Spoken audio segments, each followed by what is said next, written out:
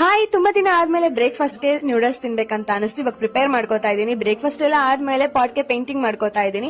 ಅಲ್ಲಿ ಚಿಕ್ಕ ಪಾಟ್ ಇತ್ತು, ಅದು ಗಿಡ ಬೆಳೆಯಕ್ ಅವಕಾಶ ಆಗ್ತಿರ್ಲಿಲ್ಲ. ಸೊ ದೊಡ್ಡ ಪಾಟ್ ಗೆ ಚೇಂಜ್ ಮಾಡಿ ಇವಾಗ ಮನೆ ಮುಂದೆ ಇರೋದ್ರಿಂದ ಯಾಕೋ ಚೆನ್ನಾಗಿ ಕಾಣಿಸ್ತಿರ್ಲಿಲ್ಲ ಅನ್ಬಿಟ್ಟು ಇವಾಗ ಈ ಲುಕ್ ಕೊಡ್ತಾ ಇದೀನಿ. ಒಂದು ಓಲ್ಡ್ ಥೀಮ್ ಅಲ್ಲಿ ಫೈನಲಿ ಪೇಂಟಿಂಗ್ ಮಾಡ್ಕೊಂಡು ಬೇಡ ಅಂದ್ರೂ ಸಂಜೆ ಆಗ್ತಿದಂಗೆ ಒಂದು ಕಡೆ ಜ್ಞಾನ ಎಳೆಯುತ್ತೆ, ಅದೇ ಟೀ ಕಡೆ. ನಾನ್ ಮಾಡೋ ಟೀ ನನ್ಗಿಷ್ಟ, ಬೇರೆಯವ್ರಿಗೆ ಇಷ್ಟನೋ ಏನೋ ಗೊತ್ತಿಲ್ಲ.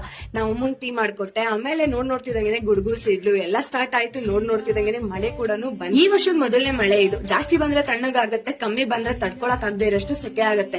ಒಣಗಾಕಿರೋ ಬಟ್ಟೆ ಎಲ್ಲ ತಗೋಬಂದು ನಮ್ಮ ಸ್ಕ್ರೀನ್ ಕಂಬಿಗಳ ಮೇಲೆಲ್ಲ ಹಾಕ್ಬಿಟ್ರು. ಸೊ ಇವಾಗ ಓರಿಯೋ ಮಿಲ್ಕ್ ಶೇಕ್ ಕುಡಿಬೇಕಂತ ಅನಿಸ್ತು. ಹಾಲ್ನ ತಣ್ಣಗಾಗಕ್ ಇಟ್ಟಿದೆ, ನೋಡಿದ್ರೆ ಐಸ್ ಗೆಡ್ಡೆ ಆಗಿತ್ತು. ಫೈನಲಿ ಓರಿಯೋ ಮಿಲ್ಕ್ ಶೇಕ್ ನ ರೆಡಿ ಮಾಡ್ಕೊಂಡು ರಾತ್ರಿ ಊಟಕ್ಕೆ ಚಿಕನ್ ಸಾಂಬಾರ್ ಮಾಡಿದ್ರು. ನಾನಂತೂ ತಿನ್ನೋ ಹಾಗಿರ್ಲಿಲ್ಲ. ಹಾಗಂತ ಚಿಕನ್ ಸಾಂಬಾರ್ ಅಲ್ವಾ, ಬಿಡಕ್ಕೂ ಆಗಲ್ಲ. 12 ಗಂಟೆ ತನಕ ವೆಯ್ಟ್ ಮಾಡಿದೆ. ನೋಡ್ತಾ ಇದ್ದಂಗೆ 12:15 ಆಗೋಯ್ತು. ಎಲ್ರೂ ಮಲ್ಕೊಂಡಿದ್ರು. ದೆವ್ವಗಳು ಓಡಾಡೋ ಟೈಮಲ್ಲಿ ಒಬ್ಳೇನೆ ದೆವ್ವ ತರ ತಿಂದು ಮಲ್ಕೊಂಡೆ ನೋಡಿ.